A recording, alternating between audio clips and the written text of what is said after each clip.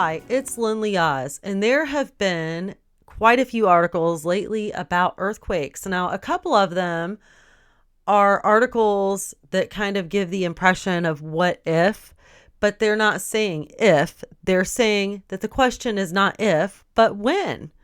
So one was in the New Yorker last year, which I've pulled up, and I'm going to show you that one. You've probably seen it before. I think I included it in a video months ago.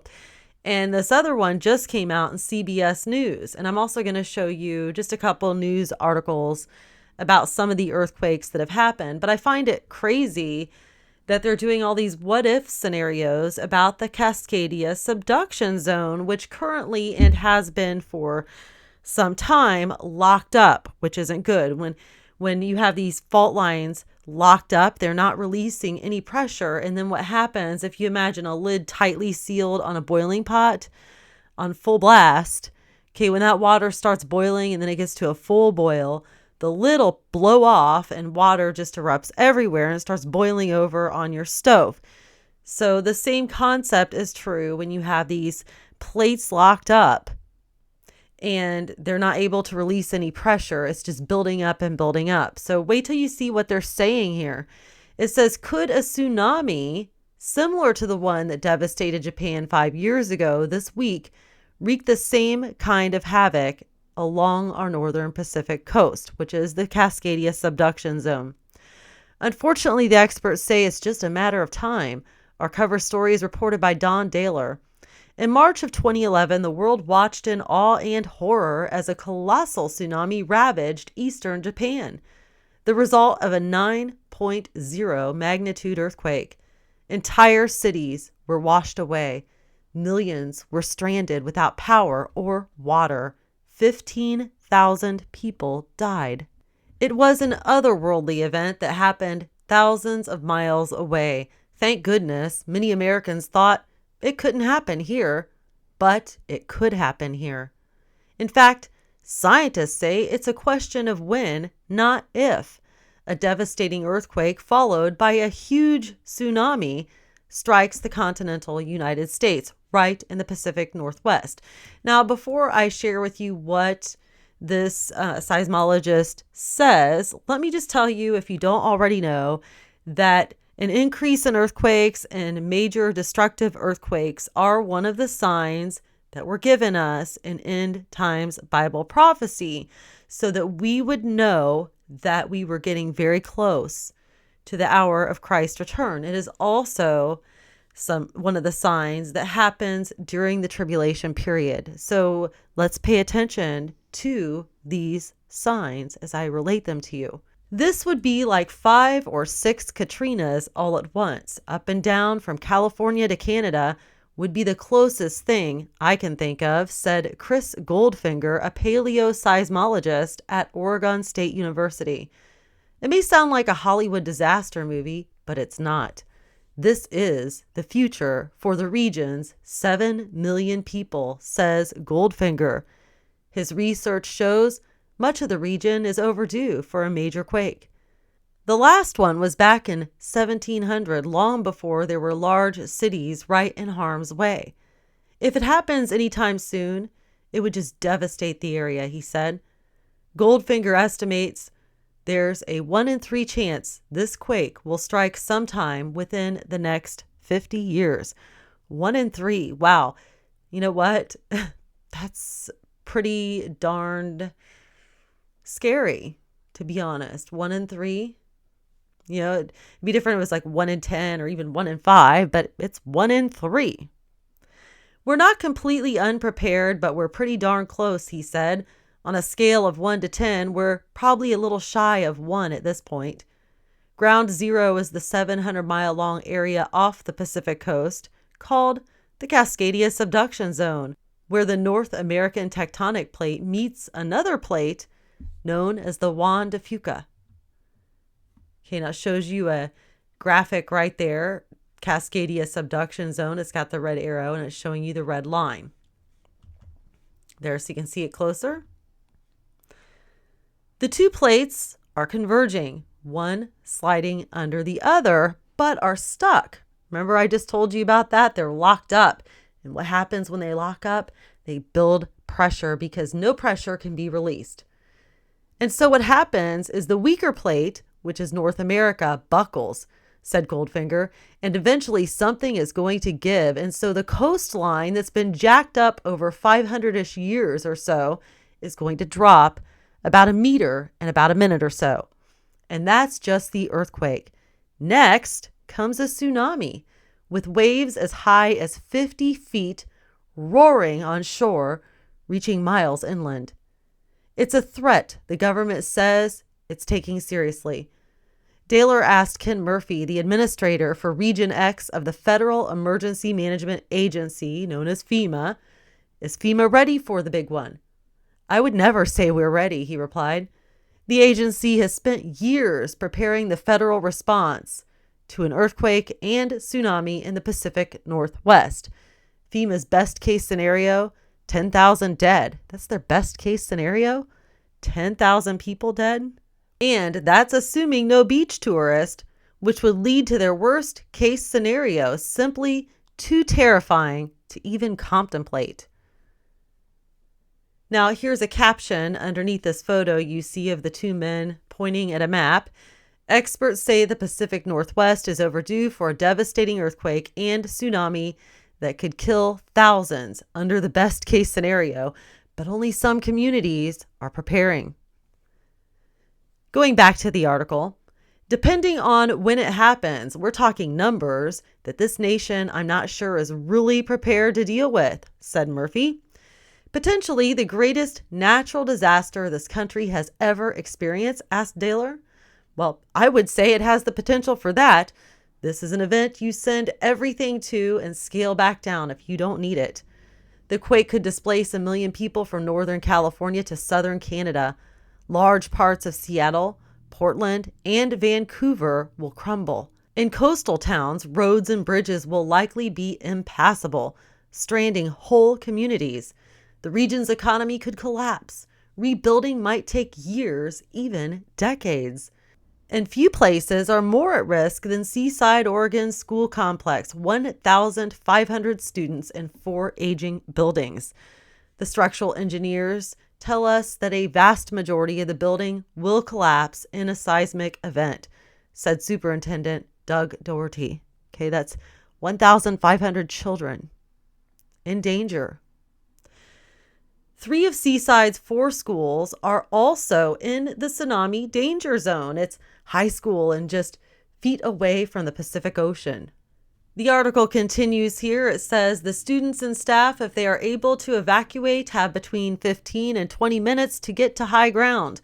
1.3 miles away, said Doherty. That's 15 and 20 minutes. Do you think they're going to make it in 15 to 20 minutes?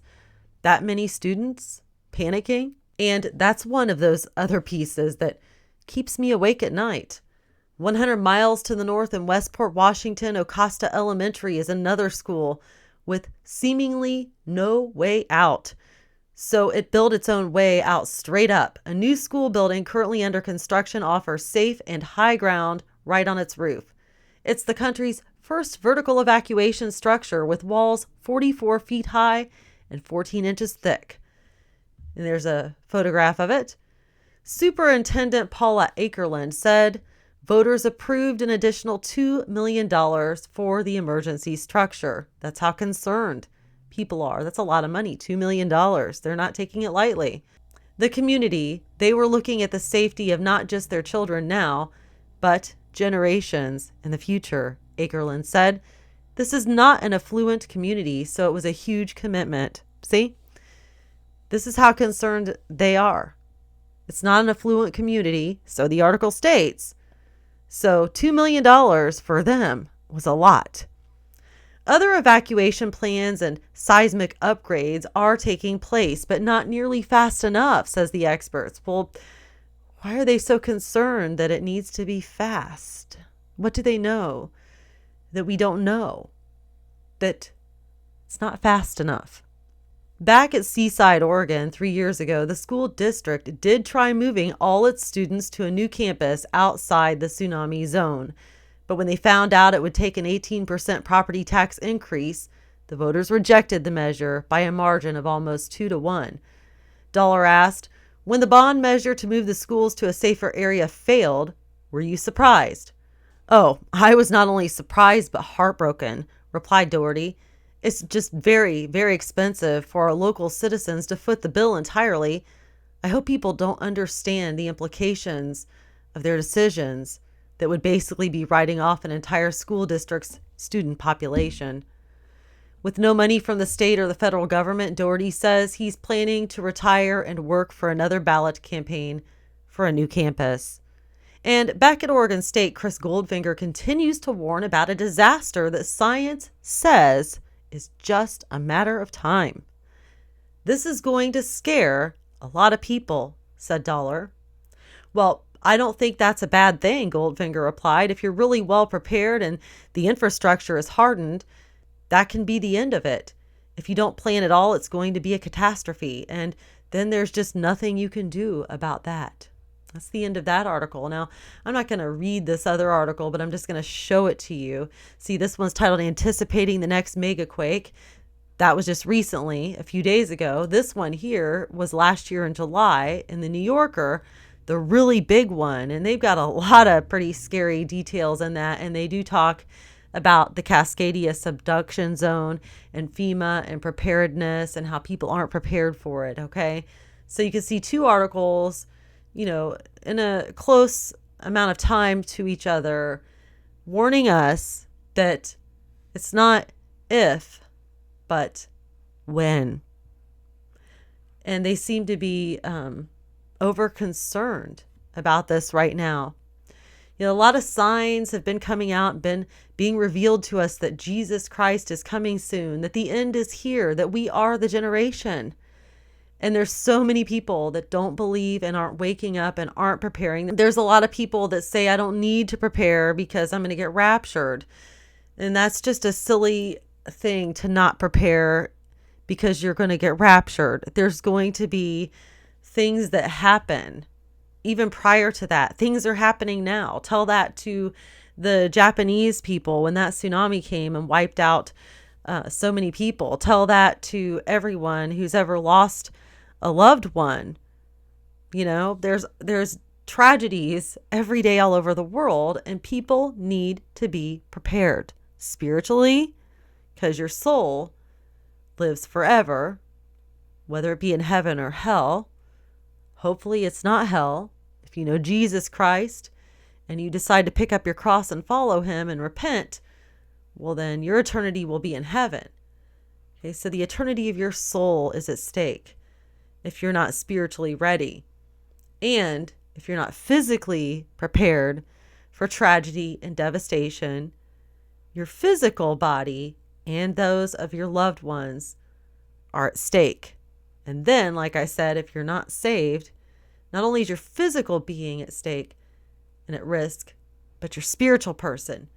Okay, now let me show you a couple other things here. Now we go over to CNN. The Quake Maker you've never heard of, Cascadia. This was February 13th, 2016. Now that was just last month. So I've shown you the most recent first. This was just a few days ago. I showed you one from July of 2015. Now I'm showing you one from just last month. Okay. Now it says here, Mother Earth slowly reveals her secrets, and this time it's a fault line deep in the belly of the planet. The name is a whopper, the Cascadia subduction zone. Its gargantuan size and potential power amaze earthquake experts, who say it could cause the worst natural disaster in the history of North America if it ruptures entirely. This Quake Maker sits at the bottom of the Pacific Ocean, where the seabed meets the North American tectonic plate. In all, it stretches 700 miles along the Pacific Northwest, from British Columbia's Vancouver Island to Washington to Oregon to Northern California's Cape Mendocino. And I could be mispronouncing that. Maybe it's Cape Mendocino. I'm not sure. In fact, the Cascadia already has made history, causing the largest earthquake in the continental United States on January 26th of 1700. That's when the Cascadia unleashed one of the world's biggest quakes, causing a tsunami so big that it rampaged across the Pacific and damaged coastal villages in Japan. Now it's a question of when the Cascadia will strike again, scientists say. That big one could hit at any time, and there's even a website called Aftershock that allows Oregonians to enter their address for a custom report on seismic risks. If the Cascadia were to experience a large magnitude earthquake, the temblor and resulting tsunami could kill more than 11,000 people and injure more than 26,000, according to one FEMA model. Okay, now they've got more on this. It says Cascadia more fearsome than the San Andreas. It says, truth is, the San Andreas is a lightweight compared with the Cascadia. The Cascadia can deliver a quake that's many times stronger, plus a tsunami. Cascadia can make an earthquake almost 30 times more energetic than the San Andreas to start with, and then it generates a tsunami at the same time, which the side-by-side motion of the San Andreas can't do, said Chris Goldfinger, a professor of geophysics at Oregon State University. The Cascadia is capable of delivering a 9.0 magnitude quake, an awesome show of force by Mother Nature. Revelation of Cascadia's lethality. Okay, we've already read most all of this in the other article, but let's take a look because I didn't open it earlier, so I'll open it with you here on the screen. Let's look at this website called Aftershock. Okay, Aftershock, a magnitude 9.0 earthquake off the Pacific Northwest coast could hit at any time. Enter your Oregon address for a custom report on your seismic risks and how to prepare. So they've got this whole website now dedicated to paranoia and preparedness. And I'm not saying it's bad paranoia. You know, if they're saying this could hit at any time and I lived out that way, I'd be checking it too. Okay, so now you can see this website, and I've looked at it too, where you can enter your address if you're in that area, and you can see how bad it is. So now we're on WWW.Crew.org, and this is the Cascadia Subduction Zone Earthquakes, a magnitude 9.0 earthquake scenario updated in 2013. Okay, there is no more of a recent update. Apparently they don't have a reason or need to update it further. So this is the latest. Okay, and you can see here it says Crew, FEMA, and NEHRP. Now we're going to skip down to a little bit of their scenario here. It's 8:16 on a chilly, wet morning in early spring. You have just arrived at work and are pouring a cup of coffee when you become aware of a low, rumbling noise. Within seconds, the rumbling becomes a roar. The floor beneath you heaves, and the building begins to pitch and shake so violently that you're thrown to the floor. The roaring is joined by a cacophony of crashing as windows shatter and every unsecured object in the room, from the desk chair to the coffee pot, is sent flying. Shaken loose by the shuddering and jolting of the building, dust and ceiling particles drift down like snow. Then the lights flicker and go out.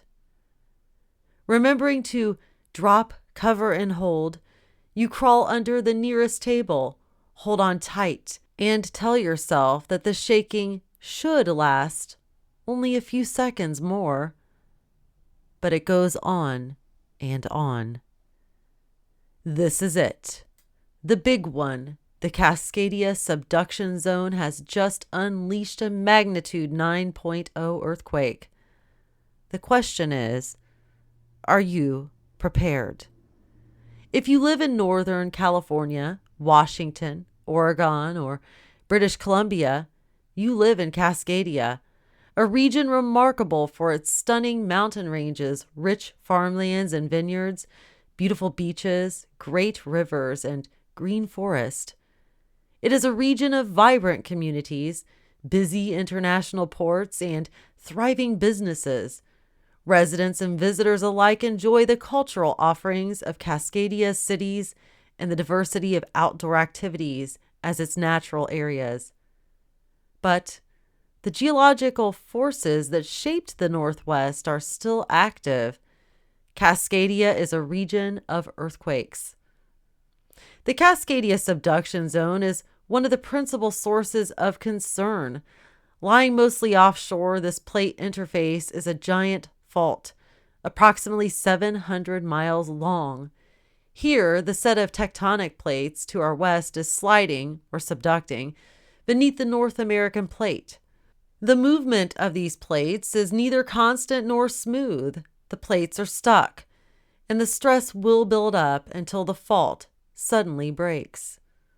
This last happened in 1700. The result was an earthquake on the order of magnitude 9.0, followed within minutes by a large tsunami, much like the earthquake and tsunami that struck Japan on March 11th, 2011. Stresses have now been building along the Cascadia subduction zone for more than 300 years, and the communities of Cascadia can be certain that another great quake will again shake the region. Now we just read, I showed you two pieces, actually three pieces, but I only scrolled quickly through the one that was from last year in New Yorker. But I showed you two very recent articles warning that it's not if but when, and that it could happen at any time, and that overall people aren't prepared. Okay, now let's take a look at some latest news on earthquakes. Here is one from Sputnik News. It says it was published on March the 6th of 2016. It says the U.S. Geological Survey said that Sunday, a 5.0 magnitude earthquake hit the Mexican coast. A 5.0 magnitude earthquake occurred on Sunday near the Mexican coast in the southeastern part of the country, the U.S. Geological Survey reported. The epicenter of the earthquake was located 46 kilometers or 28.6 miles southwest of the town of Tres Picos in Chiapas. It struck about 80 kilometers or 50 miles deep, according to the seismologist. There were neither immediate reports of damage or casualties nor a tsunami threat.